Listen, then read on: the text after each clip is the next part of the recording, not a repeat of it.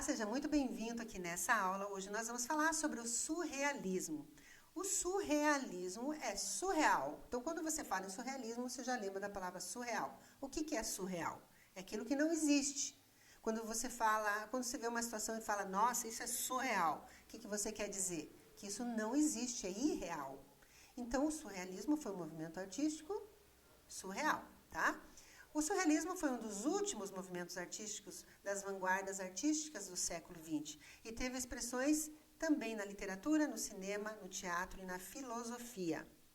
Iniciou em 1924, você veja que já é um pouquinho mais para frente, na França, com a publicação do Manifesto Surrealista escrito por André Breton, que propunha uma nova proposta estética que rompesse com a compreensão racional, sem diferenciação entre o sonho e a realidade, entre lucidez e delírio. É muito interessante esses movimentos artísticos. Então, veja, cada movimento que a gente estuda aqui, um é diferente do outro, um tem uma perspectiva diferente da outra. Então, esse início do século XX na Europa aqui foi muito rico para a história da arte. Todos esses movimentos trouxeram grandes inspirações para a arte que é produzida hoje, a arte contemporânea. Né? Perceba, de todos esses movimentos que nós estamos estudando, como um é diferente do outro, um tem uma perspectiva diferente do outro e todos muito ricos assim, de informações, todos muito ricos de informações. Então vamos continuar. O surrealismo se caracteriza pela expressão espontânea do pensamento, dos impulsos e do inconsciente, prevalecendo o sonho, o instinto, o desejo, em detrimento à lógica e à ordem moral e social, indo contra os padrões estabelecidos.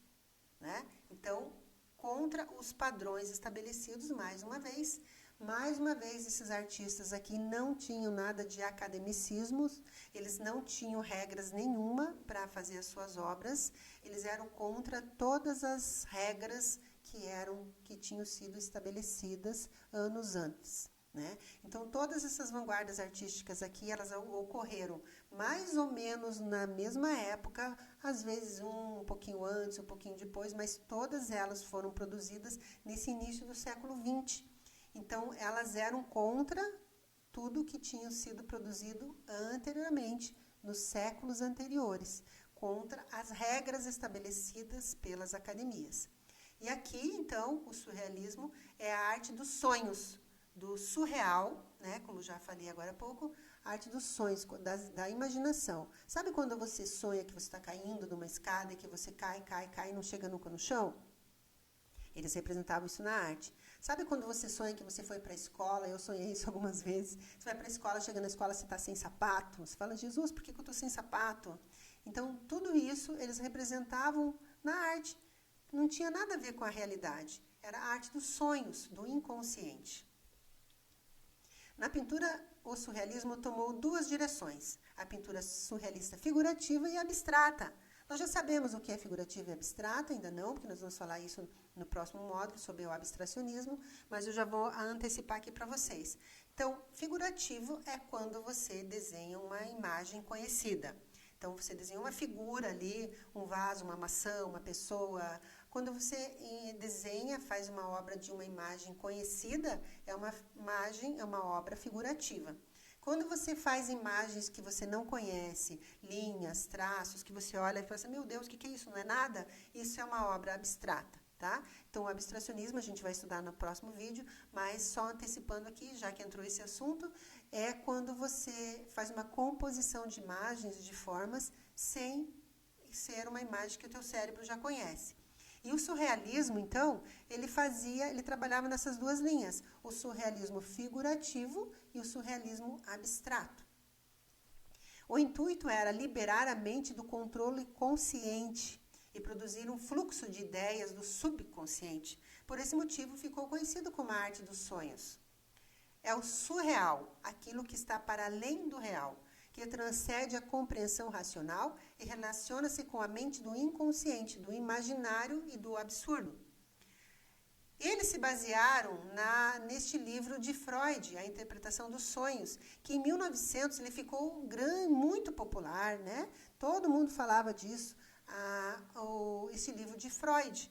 Então, a teoria psicanalista de Freud, que foi marcada principalmente pela publicação do livro A Interpretação dos Sonhos, em 1900, ganhou grande popularidade no início deste século, sendo a principal fonte de inspiração para os surrealistas, tornando os sonhos parte da realidade que compõe o mundo. Então, os surrealistas, eles eram admiradores do trabalho de Freud, né, da teoria psicanalítica de Freud.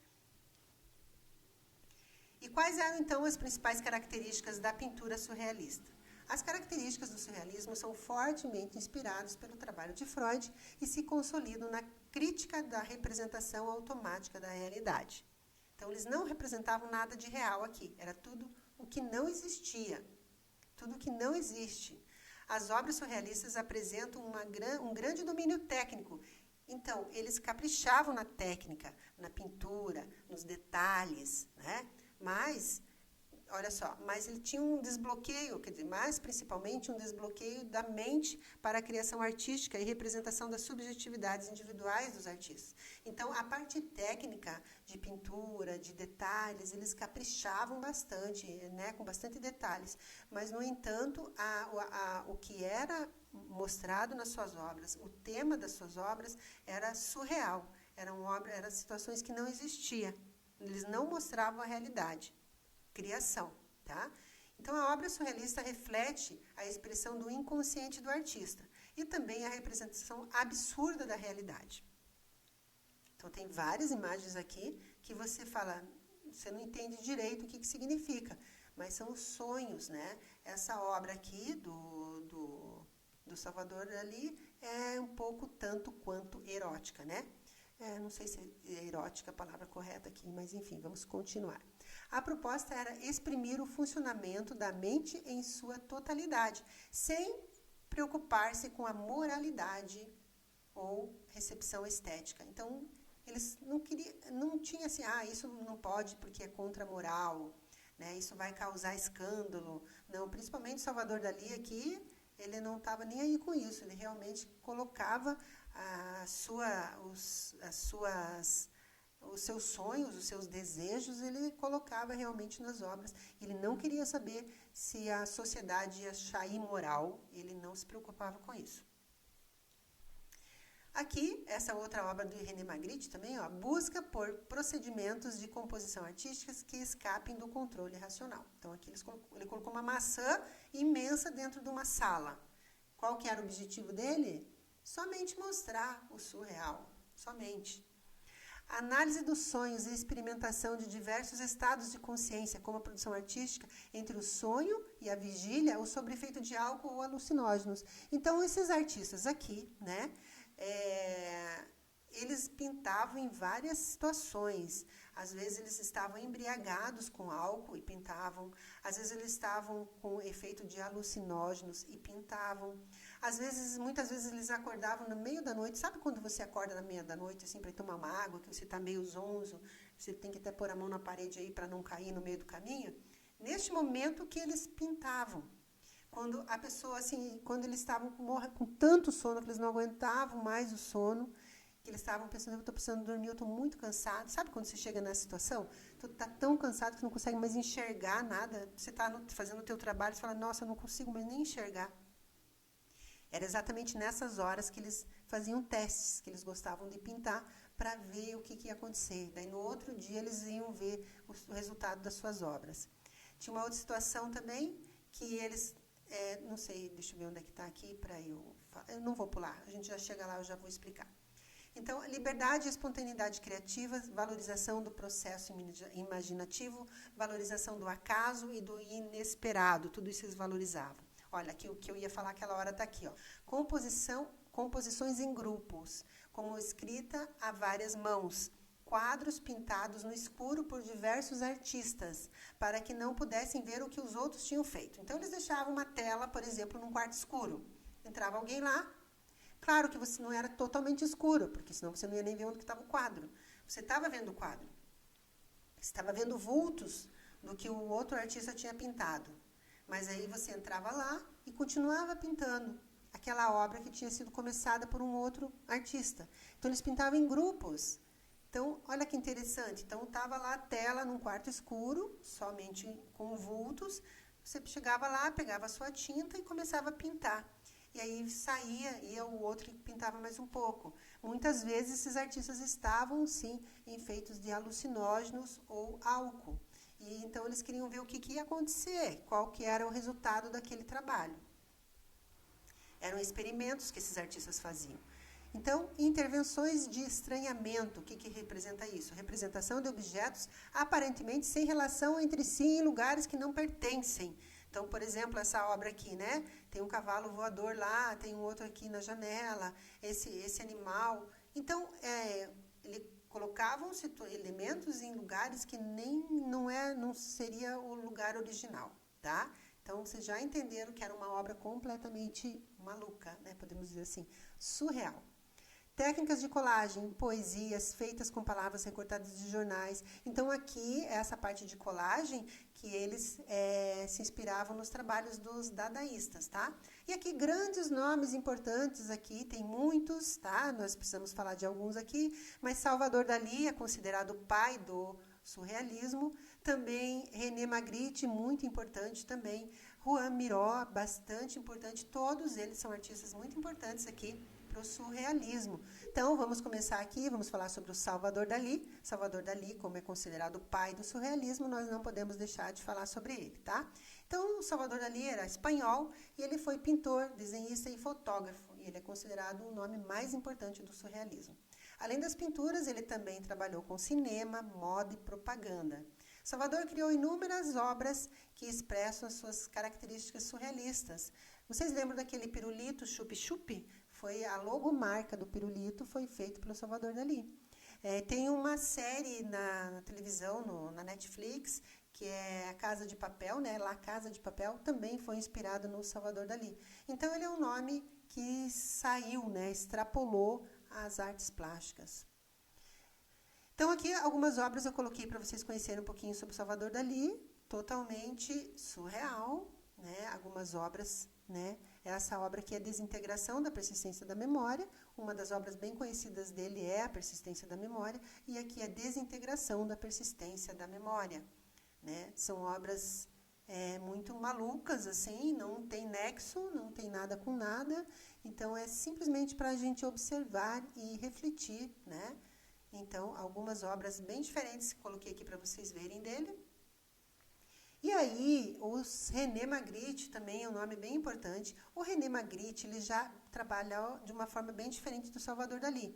Ele trabalhava com figuras reais, só que sempre com uma pitada surrealista, né? Vocês observaram nas obras aqui do Salvador Dalí, que são totalmente diferentes, não tem nada de realidade aqui, né? Agora, o René não. O René, ele já... Interessante o trabalho do René, olha só. Então, ele foi um pintor belga, considerado um outro grande nome do surrealismo. Ele é diferente de grande parte dos artistas aqui, porque ele coloca imagens reais. Olha, um exemplo, né?